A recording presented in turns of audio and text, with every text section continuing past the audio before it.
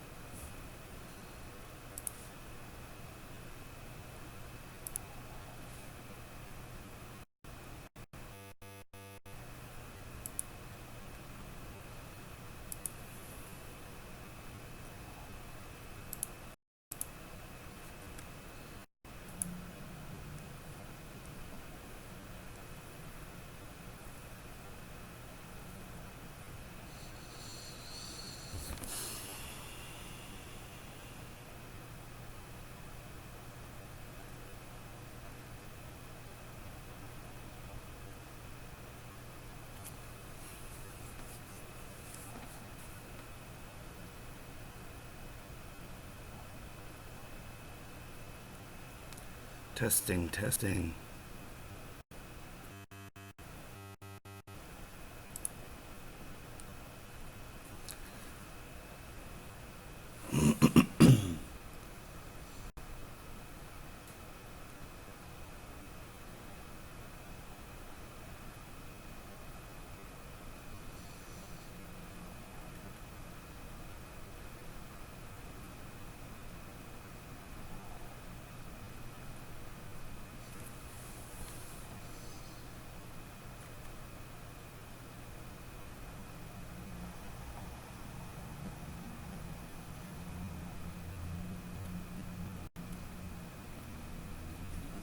Hey.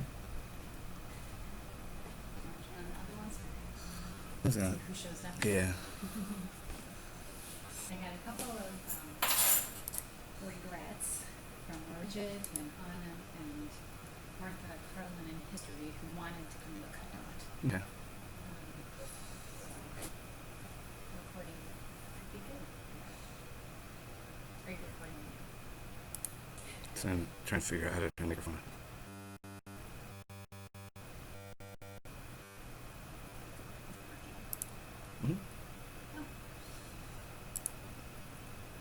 Only took most of the morning to figure out. That's really a good thing.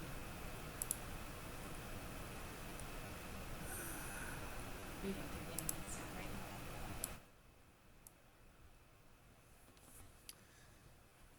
Yeah, it was. That's what. It took me a while to remember that it was the browser. Yeah. So I was messing with it for about a half an hour trying to figure out why am I not getting any sound. Yeah. This doesn't have a microphone on it. This laptop. Okay. For Why one don't thing. we use it for the open recording? I Hey, looked through the. Unless it's. maybe we had a different laptop, or maybe we actually had a microphone. I would be surprised if there's not one on here. But when I tried to find it, it wasn't showing up. So.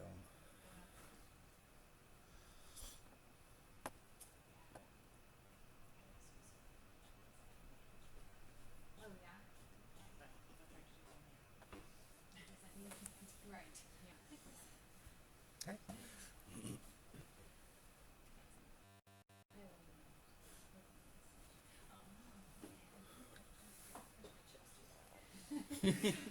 I didn't know you would think like that.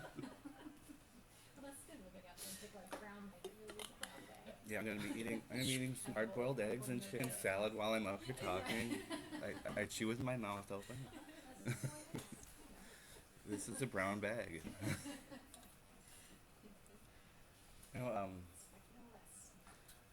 A couple people had mentioned that they wouldn't be here till 12:15. Oh, Their really? classes don't end until about that time. Oh, is that right? Like Yeah. on Wednesdays? Mhm. Yeah, like even like my Tuesdays and Thursdays also. Yeah, yeah. There's not really too many. Meeting starts. Yeah. Meeting starts tend to be 50 classes. Is that right? Okay. That makes sense. That's the question of rules around that. Yeah. Right, because it's beautiful. You know, one of many things. And I think it's on that 12 Thursday. I would just be here. Yeah, Hard that's to- hard to. Right.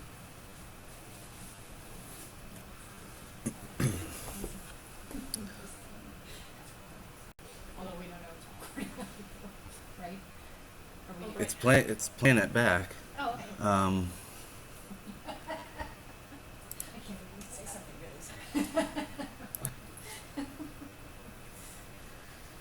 it's really low because I'm not sure if it's because of the network or I'm. Do you want me to see if systems has an external mic that we can find? That should be fine for now. I mean, we're just testing it out. Yeah.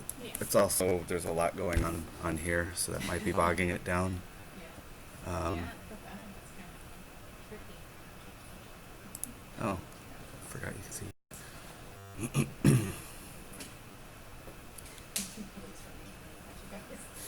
So one thing I've noticed too is that there's a little bit of a delay. Okay. Like YouTube, this is over. So you can leave us. Yeah, I was anticipating a lot of rowdiness. Or probably Max. Yeah. There's like a slight delay. System is also kind of in beta, Oh, so okay. there. For the, because you're using, what are you're using an open source recording. Yeah, I'm using OBS. Let's see. Broadcaster software. I have it. I'm running Linux on here. I haven't been able to get it to work on it, so I'm running a virtual Okay. Windows machine, and that's also slowing things down quite a bit. So, and I can hear my voice on the. All right. So not only is this a presentation, it's also a testing ground That's fine. for streaming. So hopefully this works. We're also recording it on the link out. A couple people said they have classes or would have to leave early. So YouTube seems. I mean, I would have preferred not to use it, but it also has a chat and has some other things on here. So we'll see how that works. Oh, this is cool. Oh. Now that I'm confident that my voice is. Gross. All right. So this is a kind of a sneak preview of a presentation I'm doing next week in Michigan State over at Meaningful Play. It's a conference that marries industry and academia over at Michigan State. So this will be the third time I've been there. And I'm sorry? What's it called? Meaningful Play. Meaning. So it is. It's been a good conference for, prototyping different things. It'll be interesting to see what kind of reception Twine gets. There's usually not a whole lot of pedagogy discussion that goes on there. At least the panels that I've been to seems more rooted in industry. So anyway. So this is a recent experiment that I did on my poor English 215 class. It's an Intro to English Studies, and it kind of serves. It's my first semester teaching it. In fact, when I proposed this presentation at the conference, I had been expecting to teach English 101. So this is kind of retooled for that. The class is intended to be a general survey of what English studies means, and again, the poor class has to deal with my interpretation of whatever that is. It's about 25 students. We're in an active learning classroom, so we have stations that are all wired up to monitors, 6 students per station. So they have access to laptops as well, and they can. So that's kind of important for this to work, at least in this case.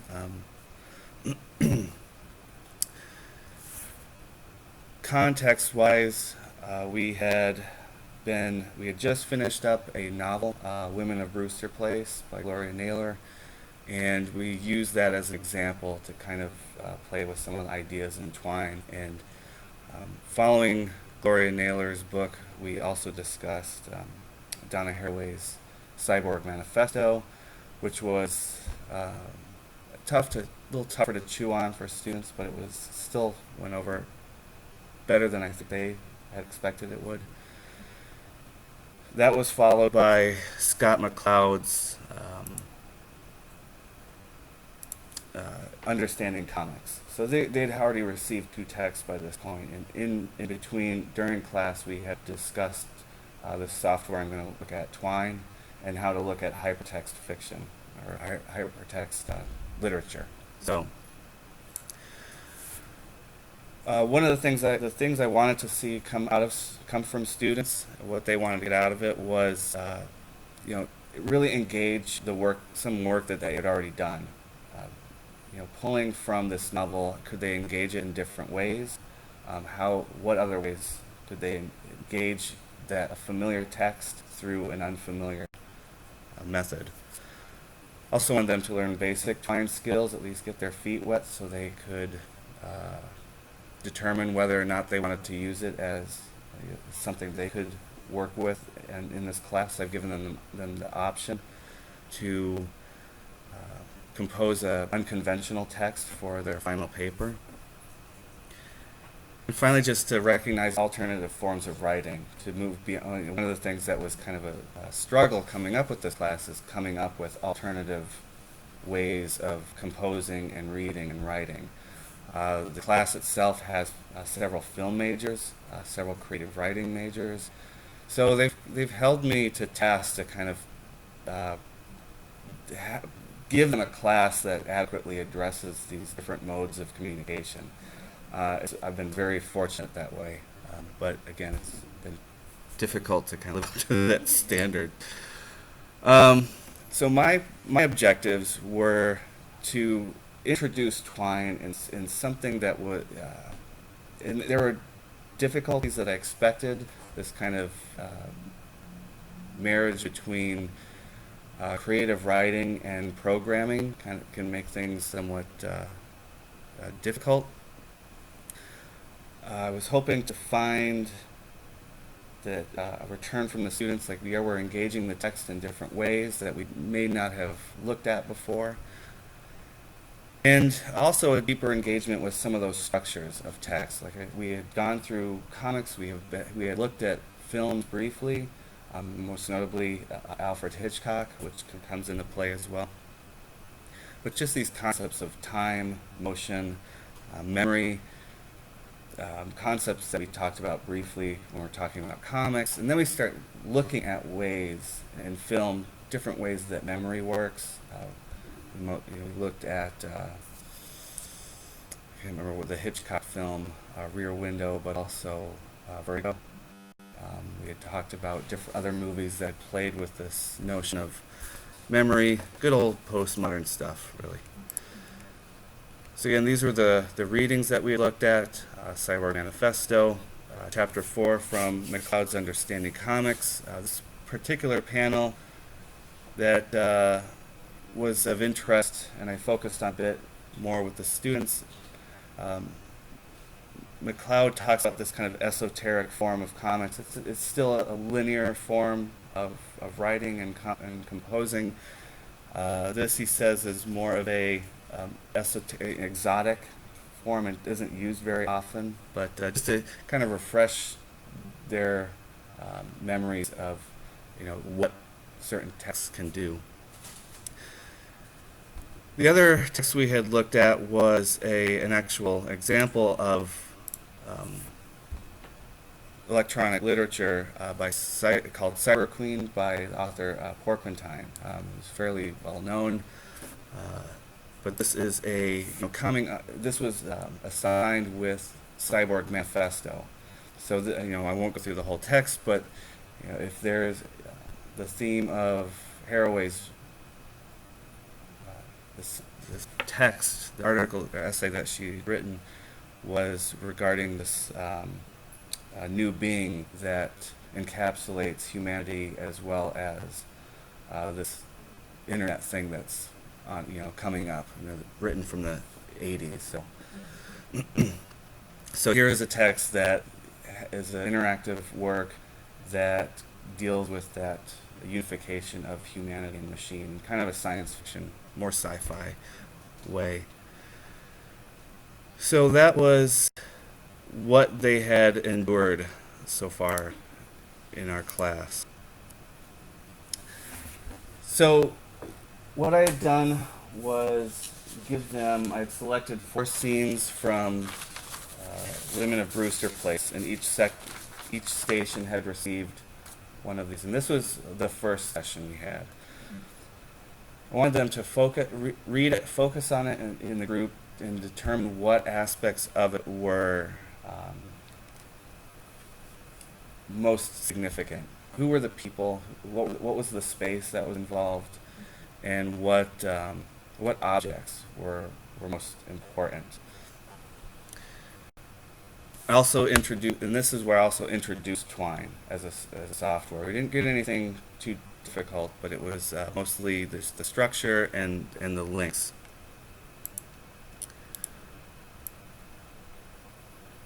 Let's see, just to get into what.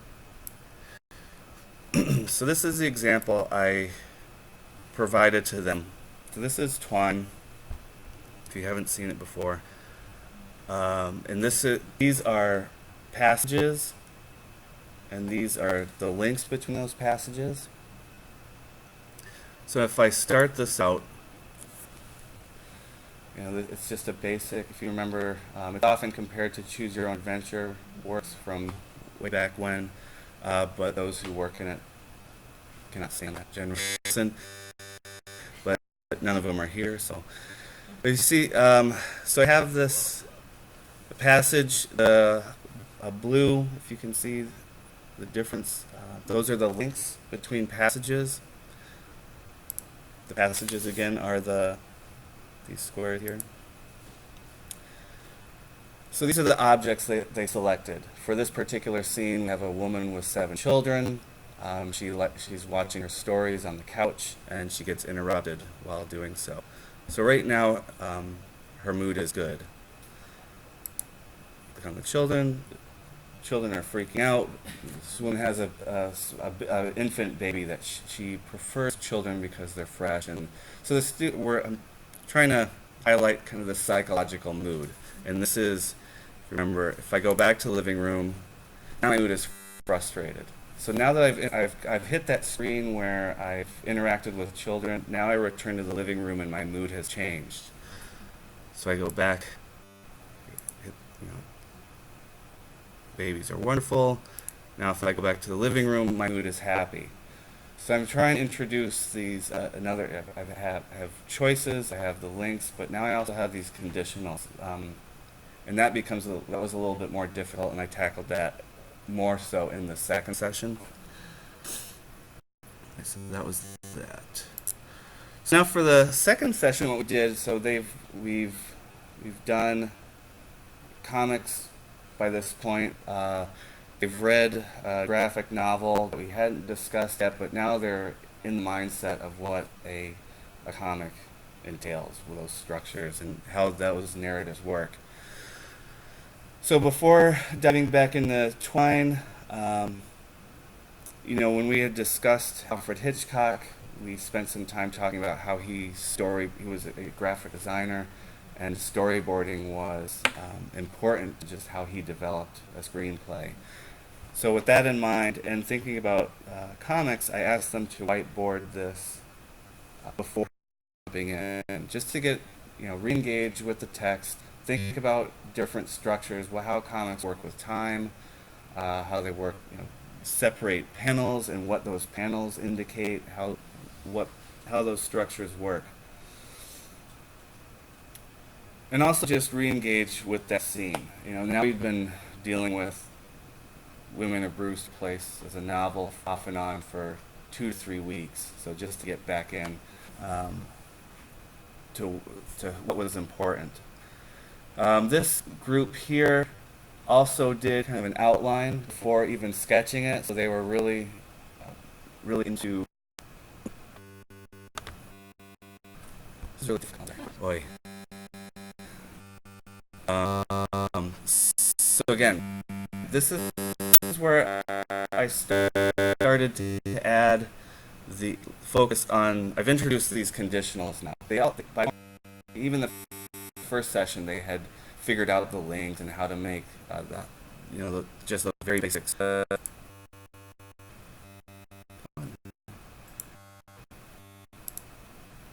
I go to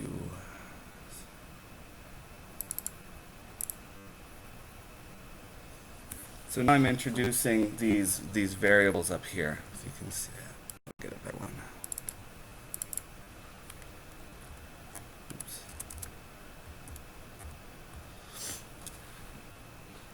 So for this second session, I've introduced variables in just this basic setup with the $, and then you place that input into the variable.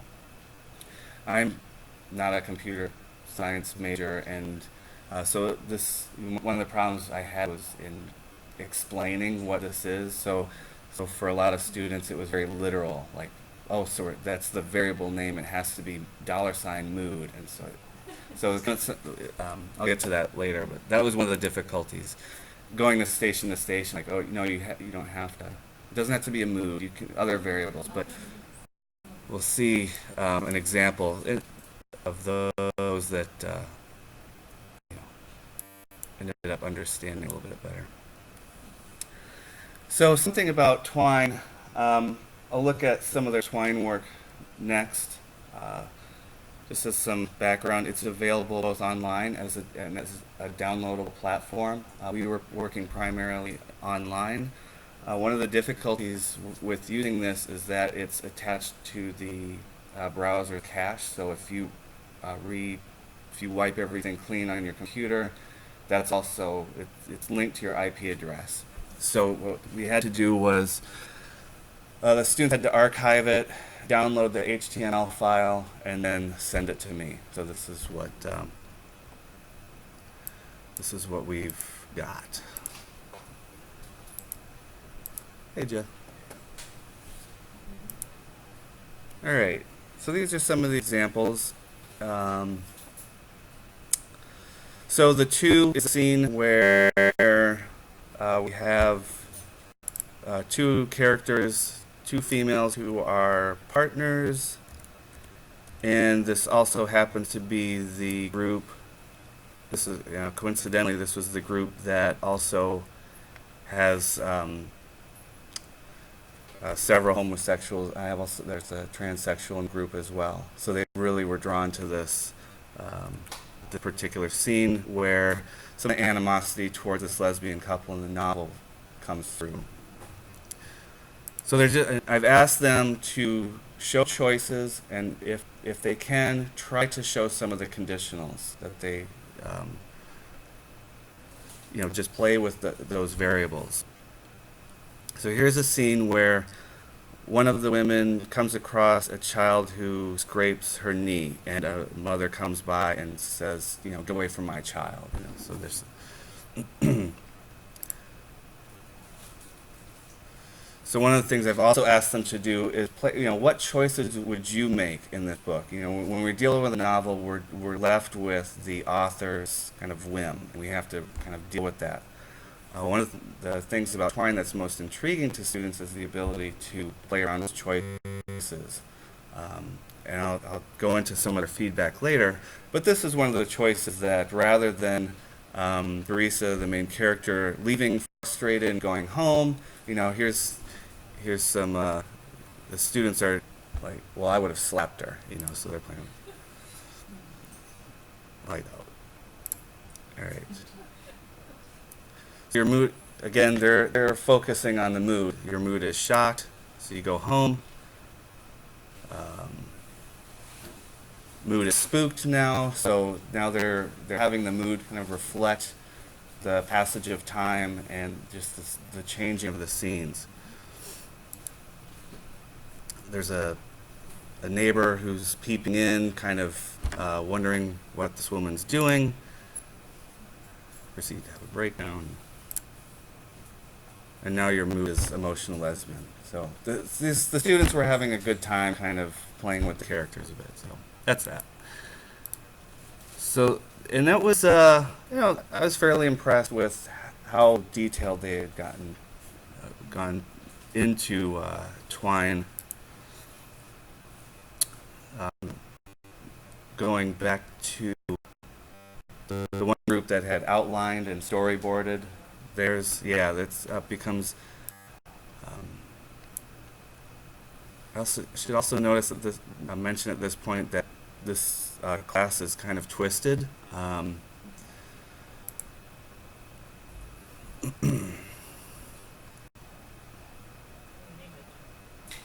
you'll see.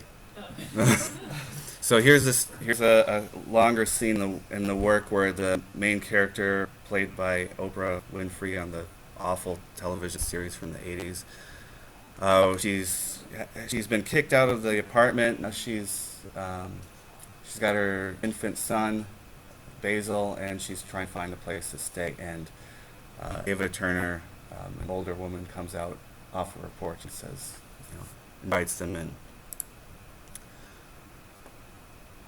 So yeah, so you're leaving. You have the option to leave your child in the gutter. So this is go to your future, and this future changes, is a variable that changes throughout the story. So depending on the choices that you make, your future as the central character also changes. So they're playing with these variables again.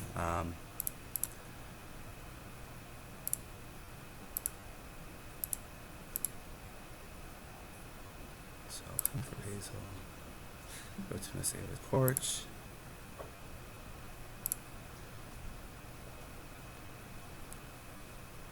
So, this is kind of a conflation with another scene where a small child electrocutes itself with a fork. This group got a kick out of that, so they wanted to incorporate that into this scene as well. So, yeah, it's an interesting group.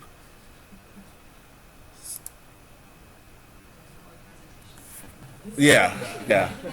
So this is they're playing with alternative endings. One of the things that we talked about is the potentials for Twine is being able to explore different endings. In fact, one of the disappointments of Cyber Queen, the text that they had looked at, was that it only had one ending, and that despite the potential of having multiple endings, you were forced down one path at the end.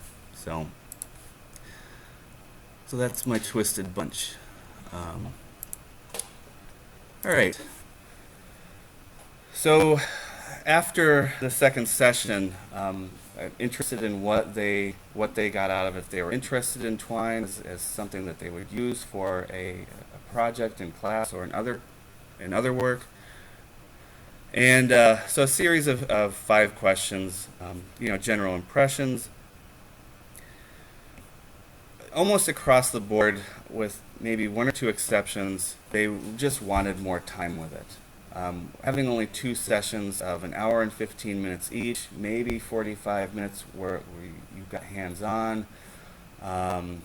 So time, we just don't have time to do it.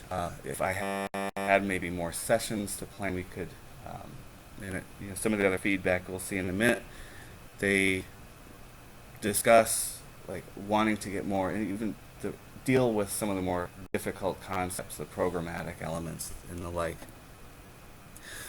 As I mentioned, I have a few film students. Those seem to enjoy it because just prototyping films and how they could brainstorm ideas. But most mentioned that it did get easier with practice. Would you ever consider using Twine as part of a writing project? I also I'm fortunate enough to have some creative writing students in a course. I'd say all told, maybe about a quarter of the students are actual English majors, so that's a nice benefit. But still split between would use and would not use, almost down the line. Those who enjoy creative writing thought this would be fun to explore characters. It'd be fun to do different, cause and effect. How does that play out in a text? Others flat out said, I prefer writing by hand. I really don't do digital stuff. I wish it would be more visual, which is another capability that it has, but we don't get into. And finally, most intriguing aspect of Twine, students really, across the board, really enjoyed the interactivity. Even if it's at a very minor surface level, they enjoyed that ability to involve a reader and have a little bit more control as an author-writer as to what direction your reader can go. Least favorite aspect unanimously was the coding. That variable was, we didn't get bogged down in it. I think out of those 3 out of the 4 groups did pick up on how to deal with variables at some level, but also recognizing that there were a lot more potentials, and that showing them other examples that in JavaScript and HTML, CSS could become overwhelming, and most of them recognize that potential. And that was the feedback I was given. I'm not sure that if we had more time, if we would have been able to engage the actual text that they were referring to more substantively or differently than they would otherwise. They pulled out objects, they pulled out spaces, but I had also given that to them. I cut the scenes to maybe half a page, so the scope was already limited. I'm not exactly sure if they would have done that otherwise. The objects, all those things are pretty obvious to begin with. Though I did like how they explored the choices how they would do things differently. And they across the board, they did get a good introduction, I think.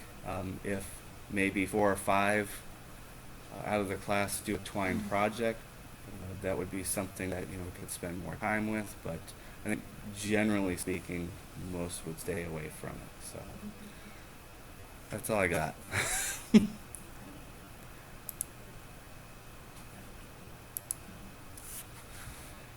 what was driving your interest in incorporating Twine?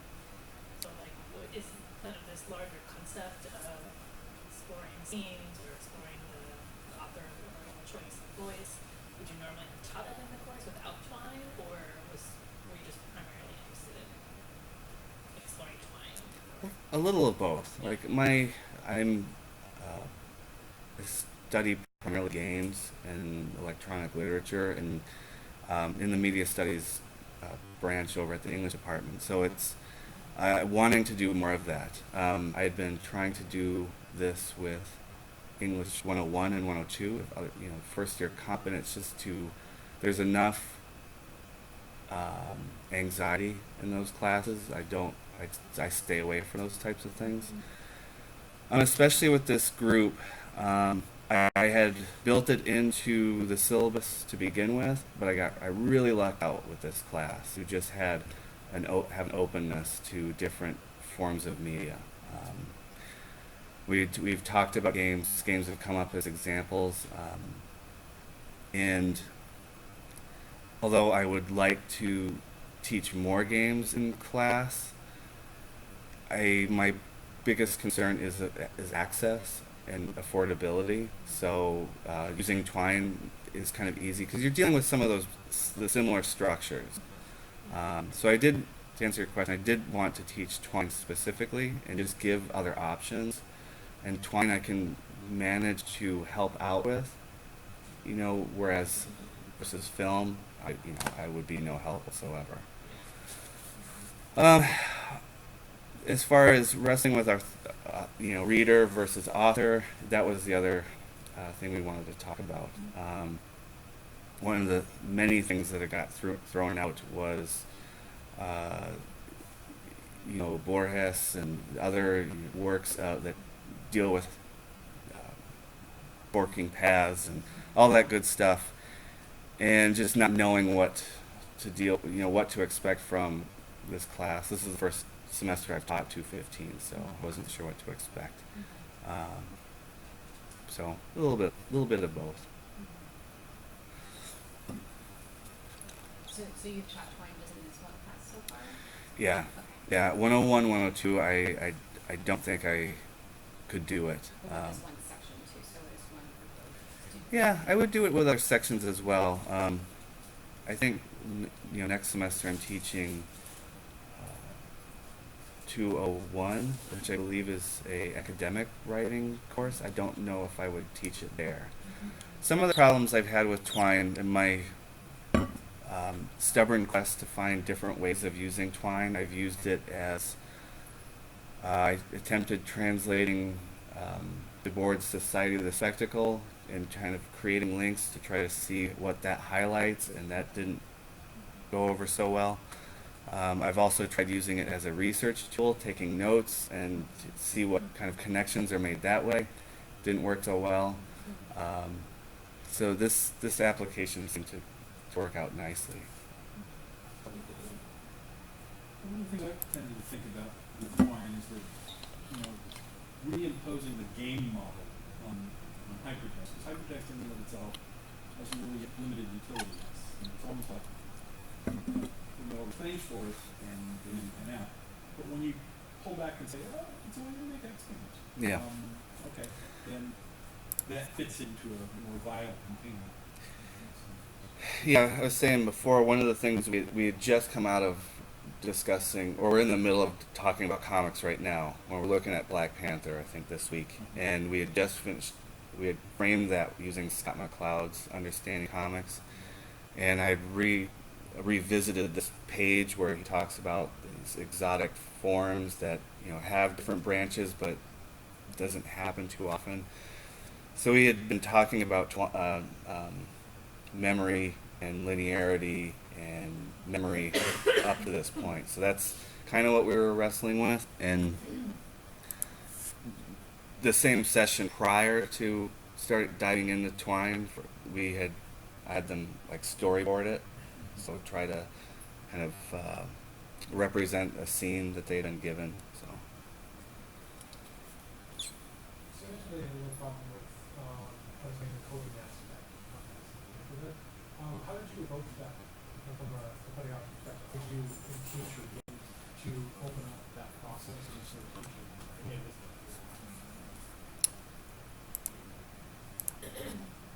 So what we had, the first session, I introduced basic, so if we ignore this, I don't know if you can see that. I just introduced choice. So we had one session for about half an hour where it's like, just make hyperlinks. Since so if I,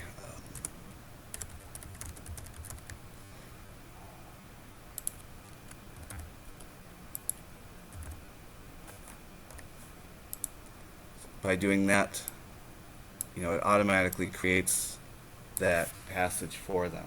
Okay, so it was pretty easy just to put square brackets around anything. Some words. We had also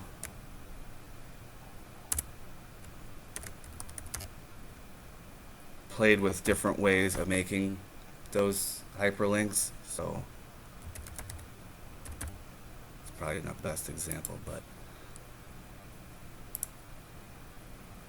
so instead of hello world, you have the pipe symbol. So before the pipe symbol is what's displayed, after is what it links to. So that goes to another oops. It's going back to itself because there's already a hello world there. We also learned about debugging. So we had done that the first session. The second session is where I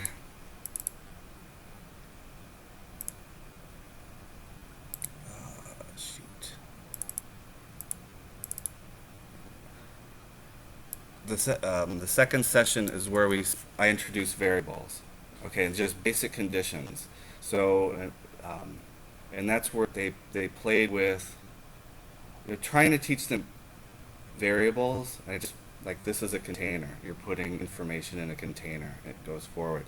So one of the things that became difficult was, the placement of that variable. So when you're placing input in there, where that input is placed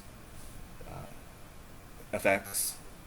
So one group had a door opening and closing, and depending on where the placement was. So what would happen is the door opening would override anything else, just because that was the first. You know what I'm saying? Anyway, so that was the. So really with inheritance and method and scope, it was not taking over challenge. Yeah, only for one group. We had, two other groups that were pretty successful with it. But that was all. They also, one group mirrored my example almost precisely. In fact, they stuck with that mood variable as well. So they're changing character. While I don't know if you were here yet, but another group had the changing status of the future. So they were playing with different futures. So. Because I had an experience with Twine that's a little different, because half the class I had were essentially computer science people. They were from SOAS, from social government, and they didn't have this resistance code. They had this eagerness to get in and come to stuff. So I had a student build a game, a Twine game, where you're constantly told, make a choice, make a choice, make a choice. If you don't make a choice, the game will come back and offer you something more interesting. And the whole point of this Twine exercise is to see how long you want to do it before you do. Did you get them into time effect at all? No, not at all. That's really kind of over the horizon. Well, yeah, and that would, and again, some of the feedback. I don't know if you heard me mention. I gave the students a survey, and they just wrote down stuff. The all expressed interest in learning more, but that coding was just they want more time with it. It's interesting that you got some uptake from the film folks who thought, yeah, it's a storyboarding thing, and you could brainstorm. And that's okay. Yeah. The problem really is procedurality, like, and we seem to find a certain approach to writing in the English department where procedurality just doesn't fit. So it's all code. Makes sense to complicated. I was I took the boys over to their Boy Scouts meeting last night, and their guy running it is a good friend of mine. He's an engineer with the city, and we always have these kind of goofy back and forths about humanities versus whatever. And I was like, sitting there working on this, the surveys, putting in some of the responses, and he's like, yeah, I've always wondered what the heck you're doing what you're doing. So I'm showing him some of like the variables and some of those structures, and he's like, wow, that's, I didn't think that was being done, and he was looking for something that his son could work on, and was showing that. He says, it's really disappointing that when we were in school, we were learning BASIC, and this was something that was, even though it was novel, it was something that was given to us. And with his two sons, they didn't have any of that experience. And so it has been surprising. We don't have the kind of digital native that we were expecting. So. And not for the actual kind of under the hood. Yeah. Twine's kind of an odd throwback, to a moment where, for all that your students telling you, the code is hard, it's not particularly hard. No, and the constraint of just not being not having the time to dive into it. Two, it's a lot packed into one session. Even though it was two sessions, there had been probably enough time between them where If I put the sessions one after the other on the same week, maybe it would have been difficult. And it's also just my inability to instruct it too. Just even if that's that one variable, trying to like go around from section to section. Oh, you're helping them debug. That's spending 10 minutes trying to figure out. Oh, you're missing a parentheses. Having to go through all those passages. So that's just something our class isn't able to do. And why did you choose to do it only in class time, or as opposed to a combination of class time and class time? I don't know, because I guess it's just being selfish, wanting to do it in class. Was it probably the debugging and then being able to offer assistance to students? Mhm, Or is that something yeah. that they do in groups together? Yeah, there are. I mean, there's several tutorials out there. There's a great series done by a friend of mine, Dan Cox. He does a good job getting pretty complex. I honestly just wanted to do it in class, and just see what happens. Yeah. Right, so you want to kind of see. The other thing later on, if you something that's in the class, the idea of doing a debugging part, that can be in class time, then if that we do the work and actually develop the class time, Mm. then we can debug it in class time, using Well, how do you think that something like debugging fits into what the outcomes of the class are supposed to be? And this has come from a teacher or so. We have like in first year composition, we have a good chunk of the class dedicated to editing and revising, and it's part of just the whole recursive composition process. Because it's not a excruciatingly heavy workload in this class. They have shorter writing that's coming up. Depends. Like I said, I would be nice to see some Twine work, but I have a feeling that probably won't happen with this shorter essay they have coming up. But yeah, the debugging kind of mimics that recursive process, but your output right away, something's not happening. Where composition, this is our work because we're not going to see the mistakes ourselves. It's interesting point because I always think of debugging as a very isolated kind of process, whereas composition is always done in groups. I did that, and one thing talking about it, we were talking about the general, which was fascinating. In terms of this, is actually that there was more of a group thing too, right? Okay. And when you're giving this example at the beginning, we had multiple codes in. But issues where one person's working on it, they're kind of not developing quick enough, you're still locked into your vision of it, and you can't see. I just now the chance to go, oh, well, this is sitting right here. And oh, how did I miss that? Okay. So that type of environment, it kind of does mirror when we do composition. Yeah, I guess that's right. I'm thinking of like my own experience, and it's always been like 3 in the morning, like what is going on, and then turning the forums though to answer. So yeah, I hadn't thought about that. Well, do they do that? Do they use any external kind of sources to help? I sure did. Okay. My service is all They day. do. Intensive. I'd say, yeah, I don't really know how to. Oh yeah, no, look, we just got it. It's here. Yeah. Okay. So they just automatically do that. Yeah.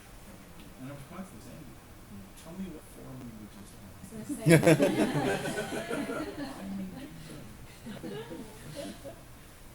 That's interesting. Yes, I was wondering if there was any possible analogy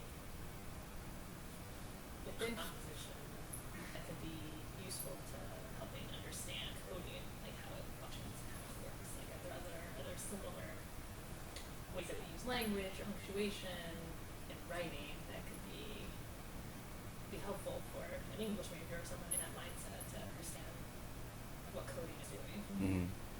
Jeff? I think yes.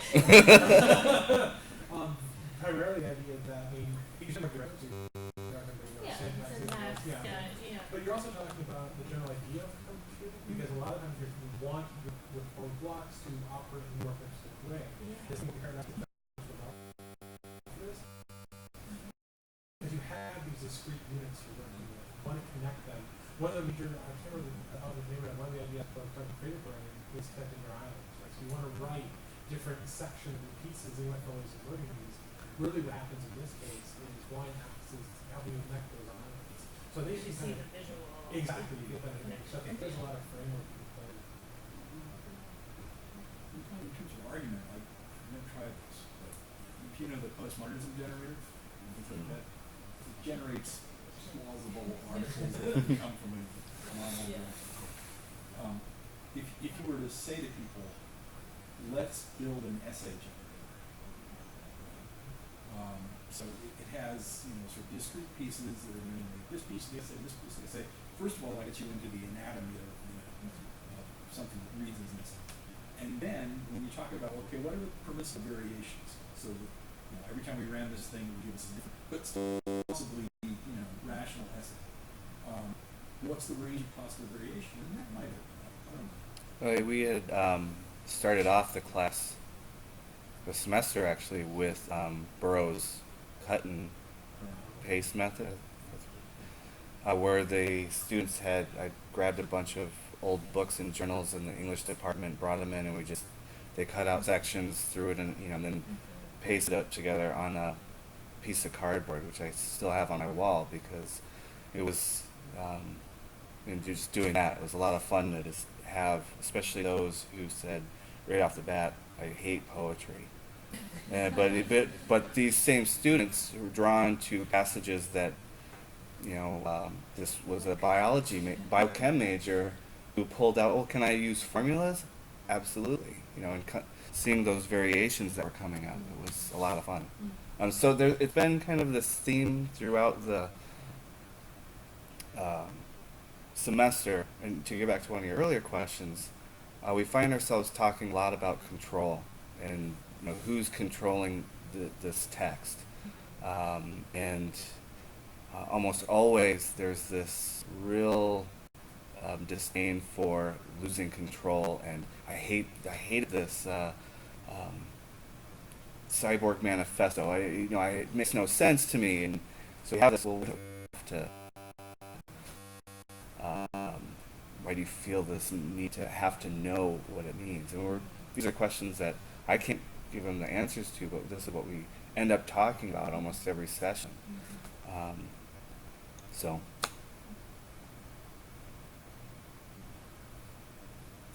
I'm curious where this becomes more visual, of what areas you can find from examples of this? Absolutely. So the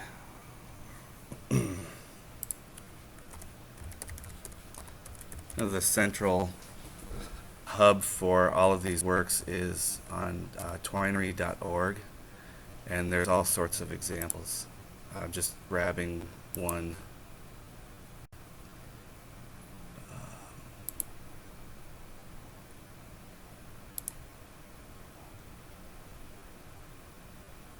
Try to find one that I can play online. There you go. I'm hoping it's visual.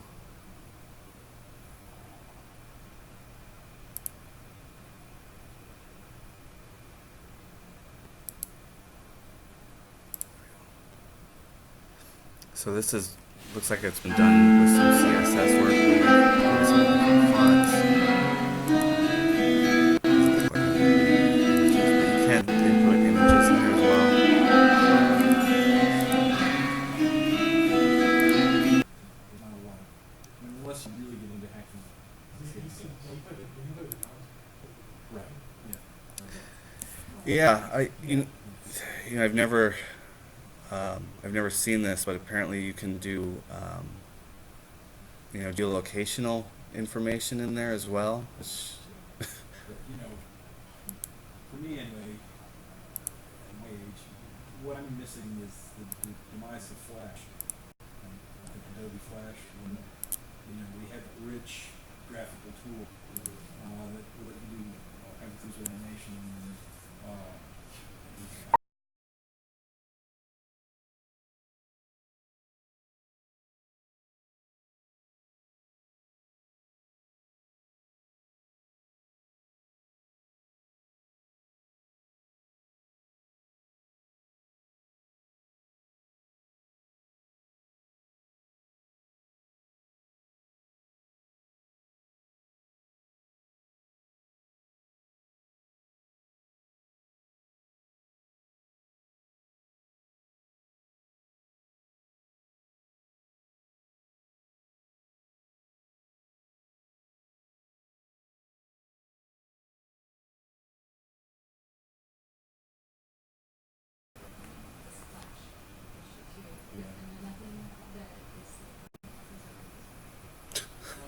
There are, but browser support is really That's good. It's a flash game. You make a flash game representative of the option side. what stabilizes is the mobile part. He's expensive. There's an actual animation. That's an animated gift. I mean, it feels like we're thrown back to 1997. Right. Did you know Swiffy's been discontinued? Has it? Yeah. Yeah. Didn't work for me. So that's the story, that's what's in it. Yeah. It's a magazine article. It's a section. Okay. This trains you to think like Bill Belichick in the off-season. What Bill Belichick's off-season's like. Oh, okay. Yeah. Coach, I've been doing I'm a trying to. the world's most diabolical football coach. Okay. Who's, among other things, his whole life is football. He has no other. Oh, He's a okay. bit of a- Okay, and he's got a Murphy bit. well, in the game he has a Murphy bit. You assume that he just falls out of the wall into football. Got it, yeah. He's a robot. Are some World Series? I know that's not. Is that what happens? I know that's what Okay, so there's still no time.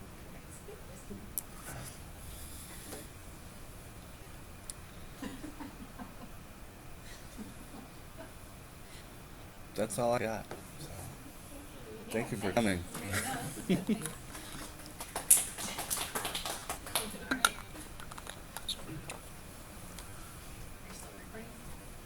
I will stop